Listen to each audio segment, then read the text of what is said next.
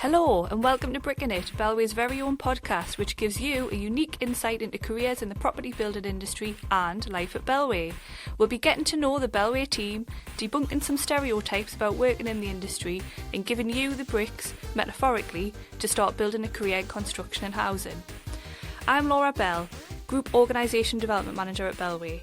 In this episode, I'm joined by the Managing Director of the Scotland East Division, Tracey Brady, Assistant Site Manager and Mental Health Advocate, Lindsay, and Dee Smith from Women into Construction, the organisation that helps bring women into the industry, either as a career change or returning to work.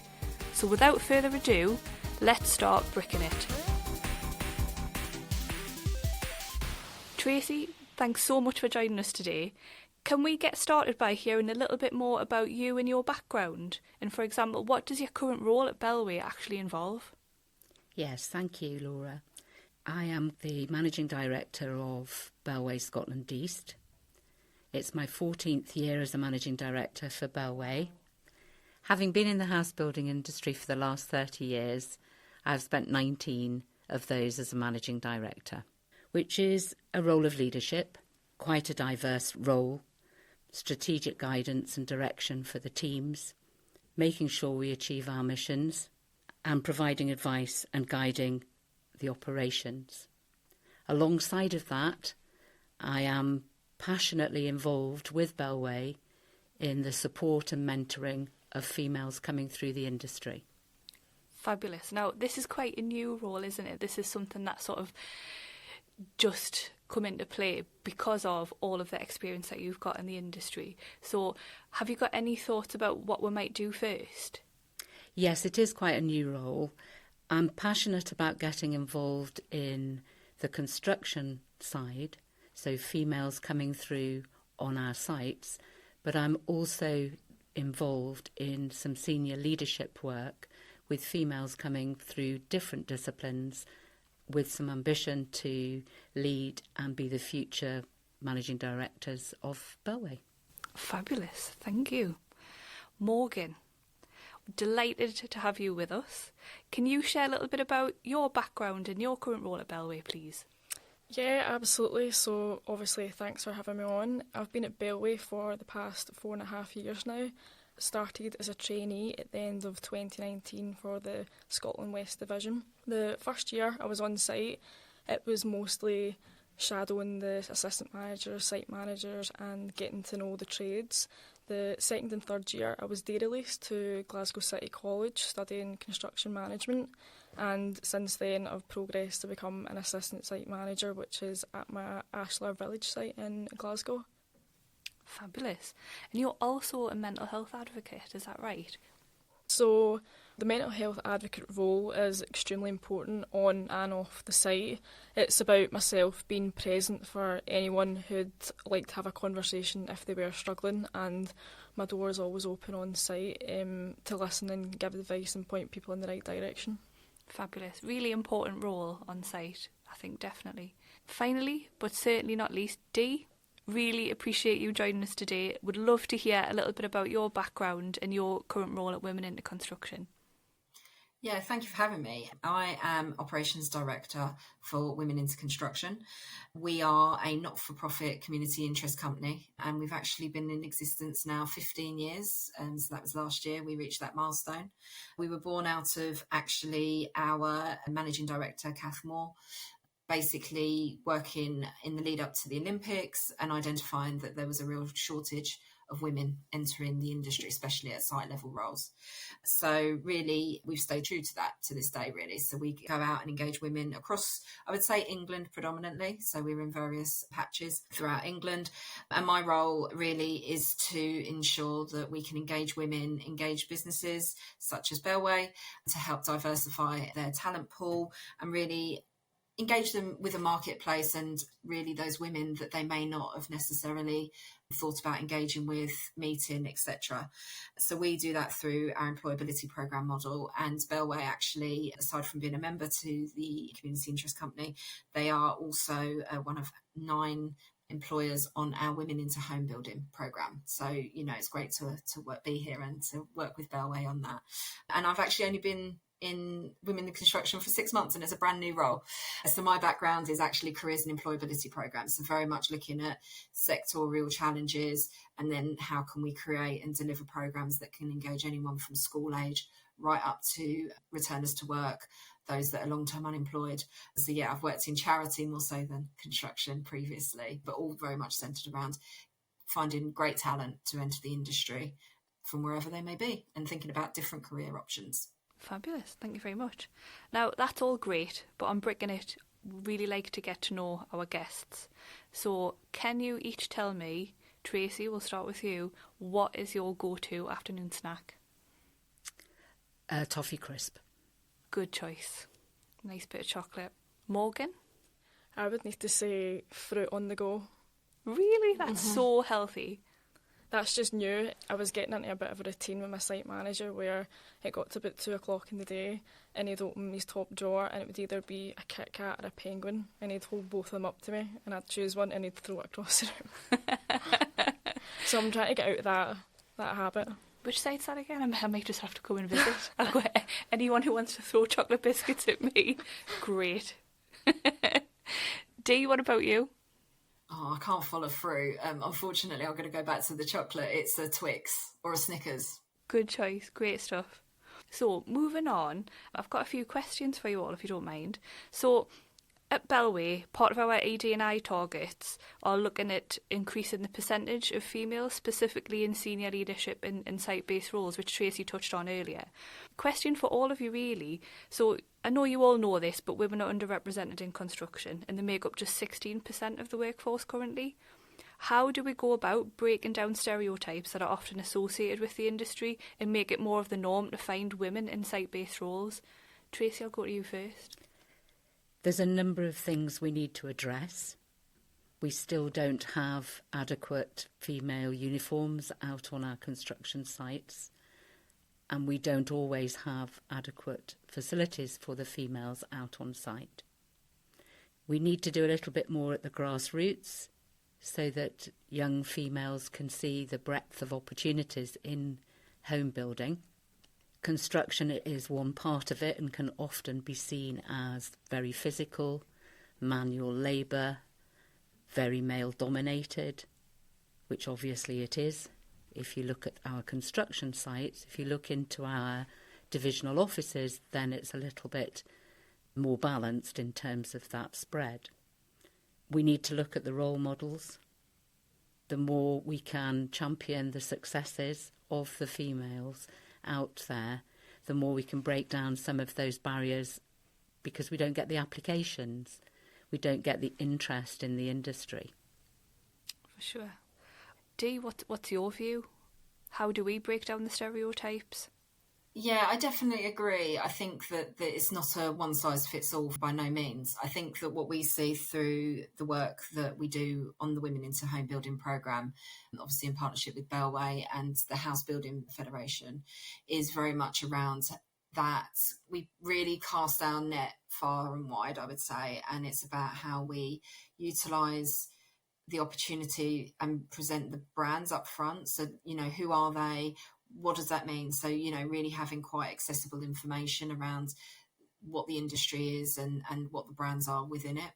I think that we do a lot of marketing of using previous participants of the programme, and they really form our alumni because, again, you can't be what you can't see.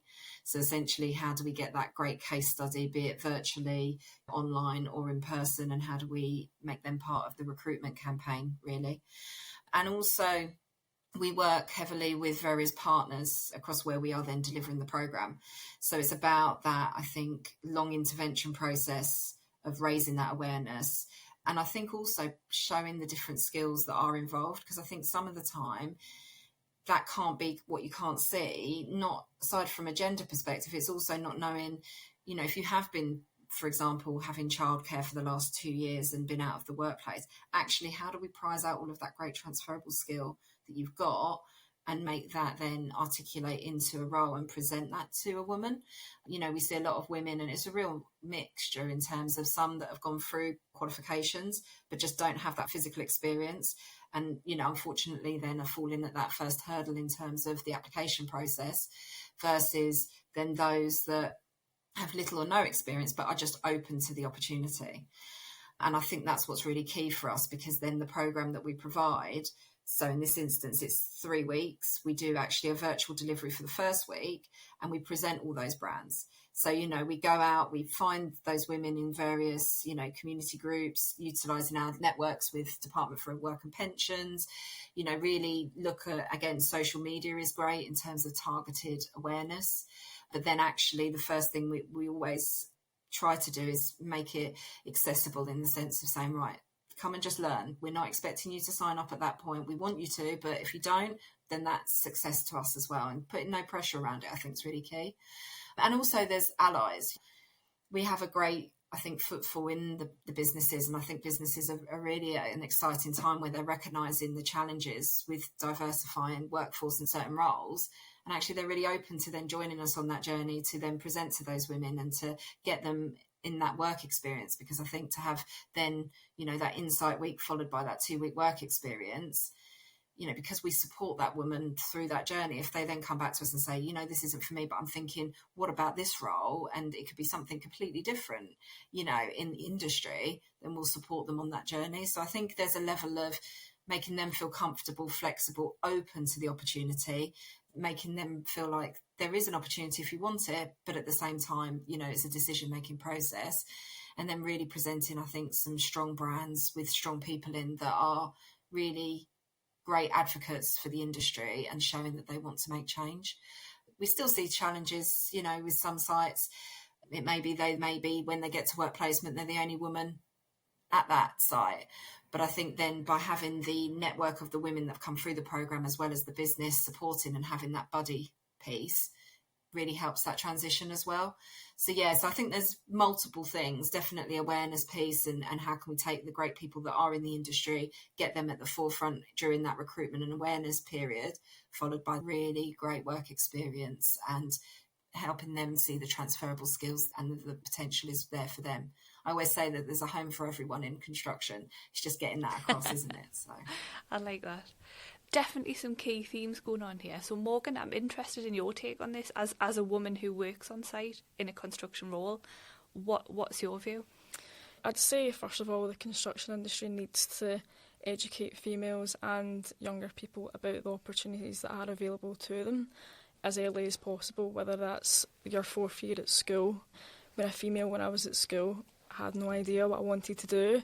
It wasn't until Bellway came into school, because they were building across the road from my school at the time, and asked if anyone was interested in the trainee position. I didn't know about it at the time.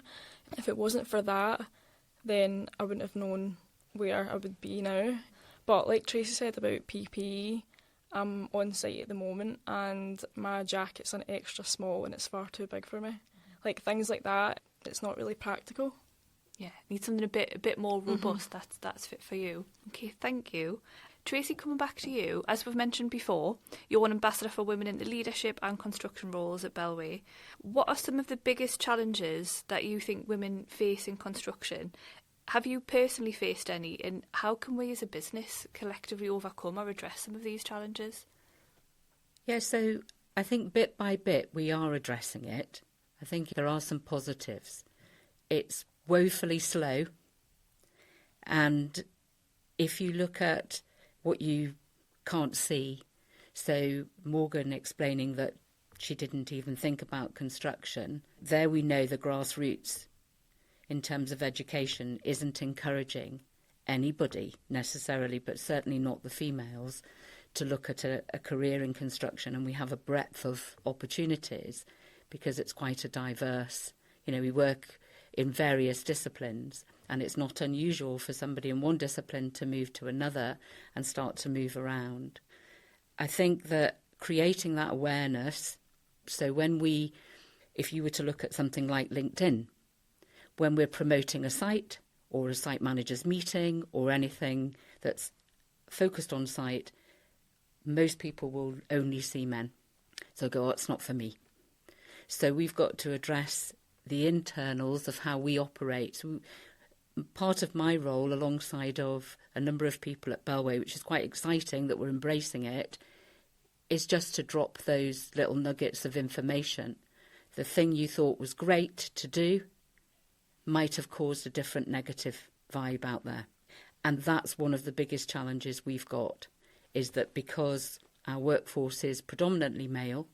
I mean, I've explained, I've been a managing director in house building for 19 years.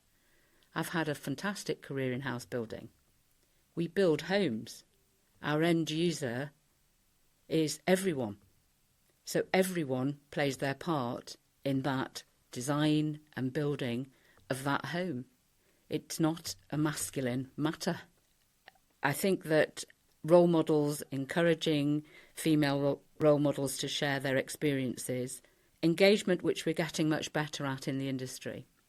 But again, when it comes to networking, you'll be networking with predominantly males.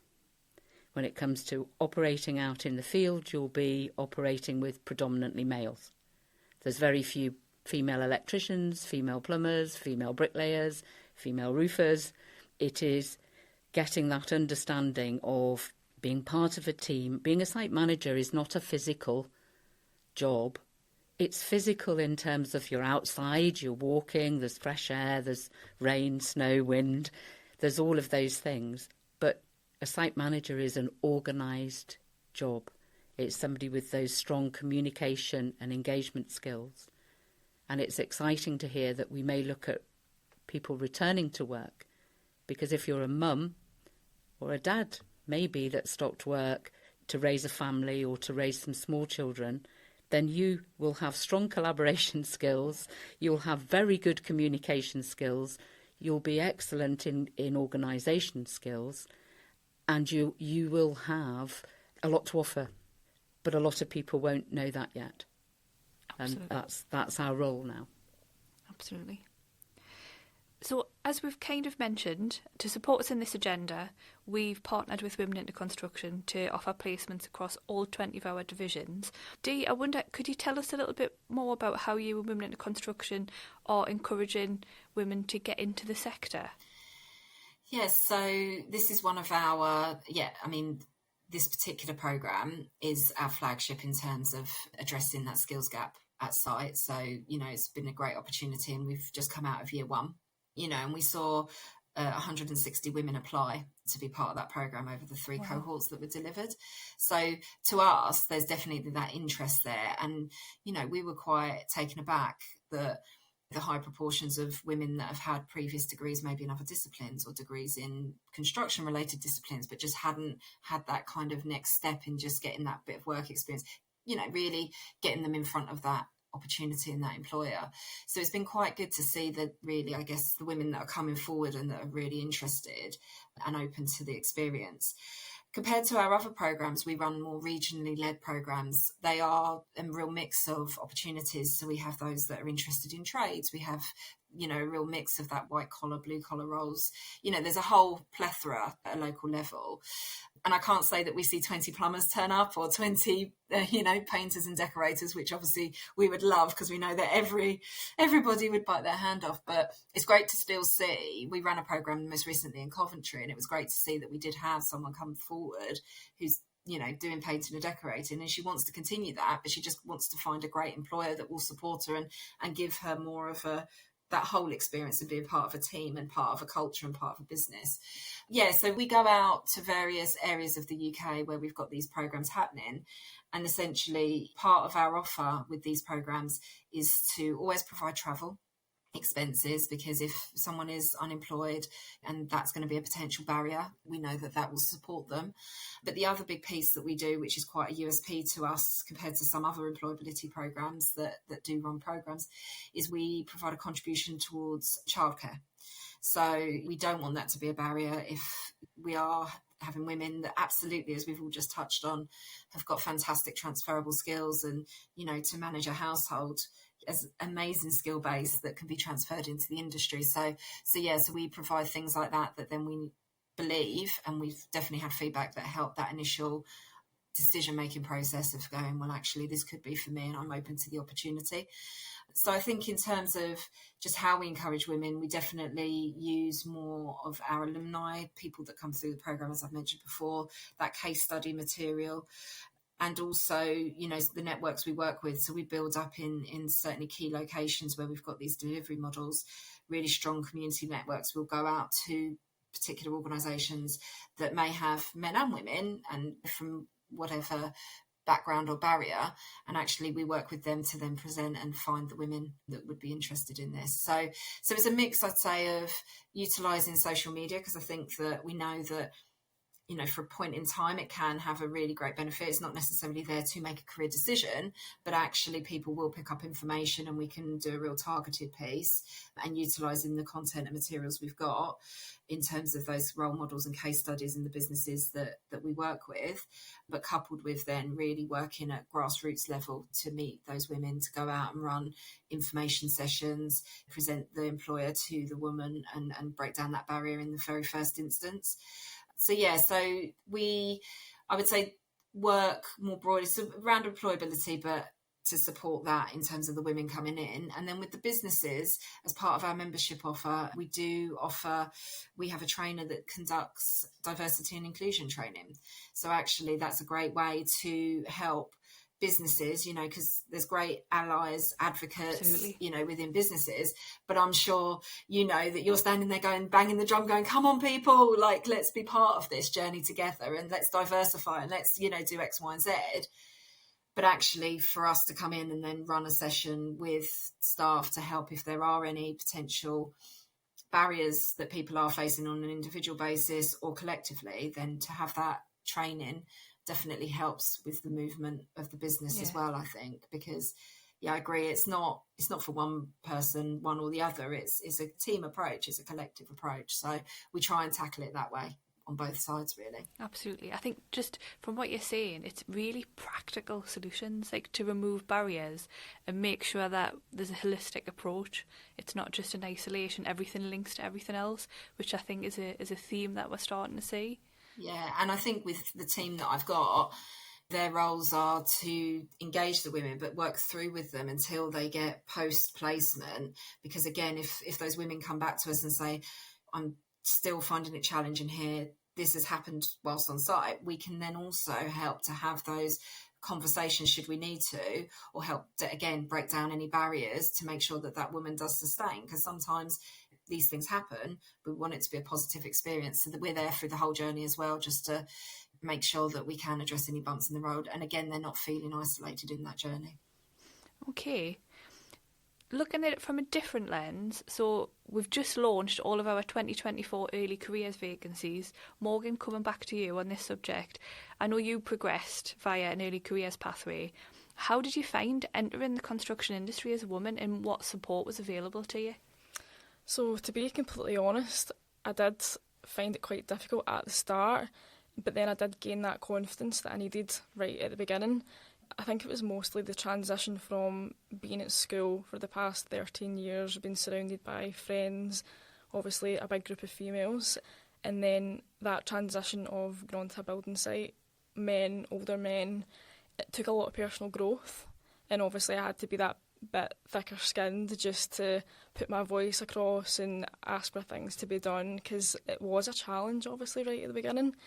I think what people were forgetting was, I was there to learn the role of the assistant site manager, but I was also having to face that male environment, the dominance of how do I put my word across, like how do I try and fit in. It was obviously a challenge, but Bellway did help with that in the first year. The construction secretary at the time, Pam Casey, she would phone me up once a week, just making sure that I was fitting in and that everyone was obviously been nice to me. The first day when I started with Bellway, they took me around every single department within our head office and introduced me. And it was obviously nice to know that everyone in that department knew that I was coming in that day too, and they just explained absolutely everything that they do within Bellway and just made it that nice, welcoming environment for me. And did they give you a test at the end to see if you remembered everyone's name? They did, and I didn't do very well. Another question for all of you. How do you think we can inspire the next generation to consider careers in construction? What can we do? Dee, can I start with you? I think Morgan just said actually is how do you make it accessible and how do you bring the great like Morgan, out into schools, colleges. I know that feels quite time intensive, but actually I think that there is research to back up that if a child at school and secondary school has a minimum of 3 interventions and they're inspired, that's what helps inform their career choice. So actually to partner with schools and for businesses, which, lots of businesses do that, but I think it's more about being aware that's a long-term project, but we'll have gains because, straight away that person is going to say, and you think about the ripple effect as well, they're going to say, well, why don't 3 of us go to that recruitment day that Bellway are doing, or whatever that may look like. And I think that actually is really, really powerful.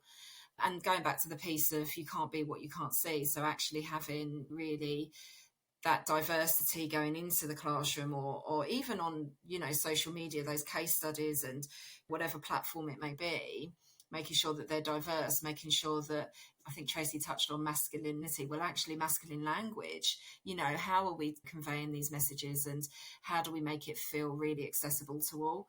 So actually thinking about that when we do talk to those groups and engage them. And I think it's that open doors piece. How can we get them, even if it's a short site visit? That's one of the key cruxes to our programs. We always do a site visit in that initial period so that actually before they feel committed to the work placement, actually women can feel what site's like. So I think it's how can we make those doors open? But I think for the next generation, it's not going to be one size fits all again. It's going to be, okay, how can we create those great case studies and role models to show them that they can be in that business? How do we present, because the top 2 questions will always be, can I progress and what's the salary? So actually how can we be really forthcoming in that upfront conversation and not shy away from it, because actually it's not just about that, it's about the bigger benefits that a business has to offer as well and the ongoing development. So I think it's just how do we bring all of that great stuff that I think sometimes we will really home in on in an induction process or the first 3 months of when someone joins a business. Let's bring it out in the recruitment piece and actually really recognise that it is a long-term programme of intervention to get that talent pool really recognising you as a brand. Makes sense. Tracey, what's your view?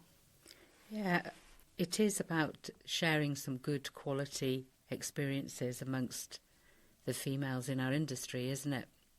Showing that it is possible. There's a variety of roles you could do. We need to work on flexibility. We need to work on the fact that not everybody understands home building. What they see is a male-dominated field because the public and the schools and the universities don't really come into our divisional offices where they see various departments. And some people from inside of the office move out to the field. And some people in the field move into an internal, opportunity, because there are so many different opportunities in the industry. And it is an established industry. And we need to break down those barriers which are in communication. They're actually not in our hiring. They're not really in our workforce anymore. But it's encouraging people to join us so they can see all the benefits of being part of the family. Absolutely. Morgan, what do you think? How can we inspire the next generation? So I would say Bellway, along with other larger construction industries, businesses, should be getting into schools at a younger stage between the ages of 14, 15 and 16. Luckily enough for me, I had that confidence when they asked if anyone was interested in my 5th year at school. I was like, yep, that's what I want to do. Like, first time I ever thought, yeah, I'd obviously be interested in something like that. But we have like careers days where there'll be a few like stalls set up within the schools, whether that's 3rd year and 4th year, before you sit your hires and your advanced hires.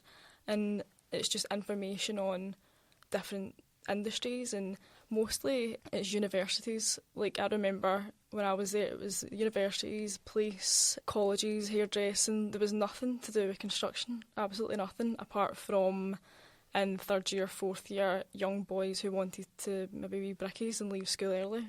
So there was nothing to do with other opportunities for females and younger people, maybe like at a management level within construction. Interesting. So what was it about when, someone came in and said there's this opportunity with Bellway? What was it about that you thought, actually, I'm really interested in that?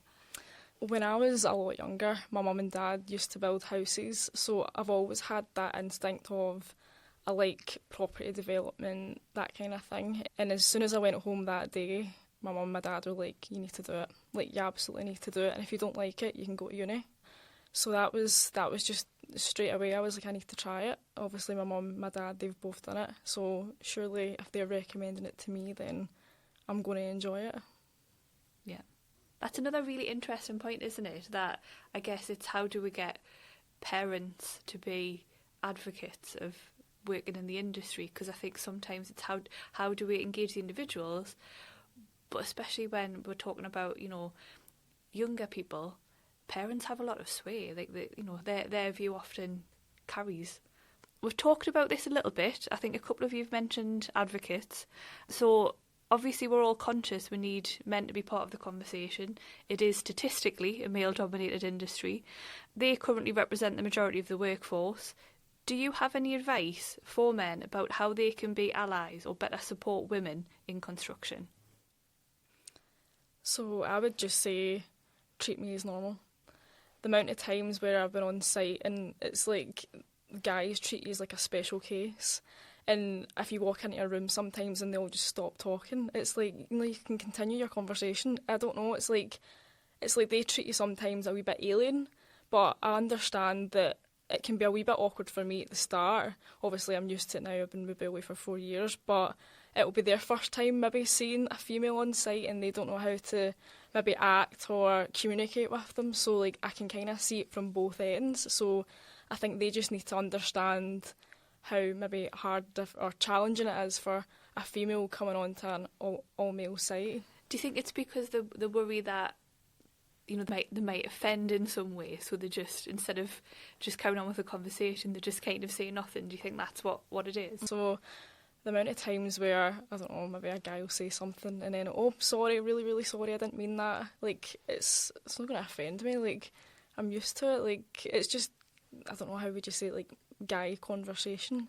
They feel like they are being respectful and they maybe don't want to have that conversation in front of myself, but I think that's just, at the moment, that's kind of how the industry is, so you need to be prepared for that kind of thing, but obviously that's why we're here, trying to change that instinct. Yeah, so it's a little bit like gender stereotypes at play, and almost assuming, you know, that because you're a woman you might not like certain language, but actually, you know, people are just people at the end of the day. It's just part of it. It's like walking into a bar. It's like you wouldn't shy away for that conversation. Like, you would involve the conversation. So why would you not have that whilst you're working Monday to Friday? Why does it need to change between Monday to Friday than it does at the weekend? Like, it's part of that same conversation. Yeah, I think that's a really good message for male allies. You don't need to treat me differently. I'm just one of the team. Tracey, what do you think? I would actively encourage them to share their knowledge. And that's embracing what Morgan's saying. I'm the same. I've got strengths. I've got learning. And I would actively encourage them to mentor and coach. And therefore then they feel that responsibility and they get that enjoyment from seeing somebody flourish. So we walk away from the, oh, we've got a girl on site. And we walk to, they're here to learn from you. You've got strengths, you've got abilities, let's go. And I would encourage them to do that, because the majority of the people who work on our construction sites love to share their experiences. They're passionate about what they do. They'll do it for their entire career, the most of them. And by encouraging them to be involved as a mentor or a sponsor of the young females coming through, or the female returners to work coming through, I think you'll find they embrace that.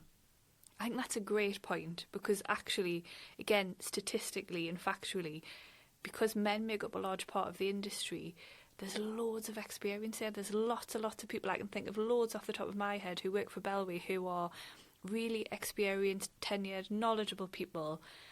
And it's, you know, to close the skills gap, we really need to share their knowledge and pass that down to the next generation to make sure that we're capturing it so we don't lose it. So I think that's a really great point.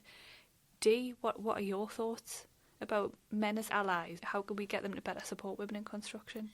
Yeah, I totally agree with what Morgan and Tracey have said. I think that, I think it's about that inclusivity piece. It's recognising that actually women have great skills as well as men, but actually that skill will only be enhanced by the transfer of knowledge and making them feel part of the team, and to not shy away from certain situations or certain moments. Unfortunately, there is still some that go, oh no, that's a bit too heavy, and their own perception kind of gets in the way. And it's like, no. Treat them as the team member that they are. And then if, as a woman, they don't feel comfortable, they will express that. And then you can, navigate that. Don't make assumptions for people, and don't feel like, you kind of in a way then create a bit of a bias. And also, I think there is the fact that they are part of the team. There is banter. We all do it. I mean, I always say it's the same on the other side. If they walked into a room full of women, we'd have our own banter and things like that. And we've got to be mindful of that. I think it's a two-way process, But I think for men to be allies, definitely that knowledge share, definitely still making them feel part of the team, empowering them as they would their peers and men on the sites as well. And in creating, I think, a safe and exciting environment for which they want to thrive. So, really, there's nothing different to what they should be doing on a daily basis with whoever's in their team. And so, I agree with that. I think actually we do see really great allies. Like, we've had some that come along and they share their journey, they share their experience. But just it's been quite interesting that, some events I've gone out to, men go, oh, I do employ women. I've got one on my site. And I'm like, I'm not going to say anything bad. It's fine. Like, when you go, okay, I'm not going to be here and picket fence you and go, how dare you? That's not good enough. So I think there's also a little bit in themselves to kind of calm down and go, look, we're just, we're the same, but we just look different. Like, it's kind of that thing, but it's okay. So, it is interesting. But I think, I agree with what the women are saying about it's that knowledge share, it's making them feel inclusive, it's the equity in it for sure. Okay, so coming to the end of our time today, but just a couple of finishing off questions from me, if you don't mind. Answer from each of you, please. So why would you recommend that women apply for a career in construction? Tracey? Because they can have a very positive impact on the industry. We build homes, which I've shared earlier. Homes are for everyone. And they will get a great deal of satisfaction and pleasure and enjoyment out of working in the industry. Yeah, very few jobs where you can actually see what you've created. That's right. Morgan? Well, it is an opportunity for women to get involved in an industry that they can still play an acting part in, even if they don't think it is for them. But again, I'm doing it now and I'm only 22, so I'm clearly living proof that you can do it. And Dee? I would say because, as I mentioned before, there's a home for everyone. And I think, as Tracey's alluded to, she's had a very, fruitful, long career. And I think that that's amazing these days. I think, it's recognising that actually the industry, there's an opportunity for all, and that actually you can still take that opportunity elsewhere in different parts of the sector, different parts of the companies. So I think that, I'd recommend it because they will find an opportunity for them that works for what they're looking for and what they want to aspire to. Fabulous. Last question from me, I promise. Have any of you got any advice or tips for women pursuing a career in construction or house building? If you had one tip to share, just one, what would it be? Tracey? Don't be afraid to ask questions. It's a strength, not a weakness. Great tip. Morgan? I would say don't be intimidated and be confident because you can do it. Excellent. And Dee? I would say just be open to the experience, be open to the opportunity that you start somewhere and you could end up somewhere else over a period of time. So just be open to that first instance and take away the preconceptions or where someone has a concept of what construction and house building is. Be open to it for yourself. Thank you. So that wraps up our session on Bricking It With Bellway. A big thank you to Tracey, Morgan and Dee for sharing such great insights today. If you've been tuning in and are thinking about a career with Bellway, dive into our show notes for all of the info on roles available and how to apply. We'd love to have you on the team.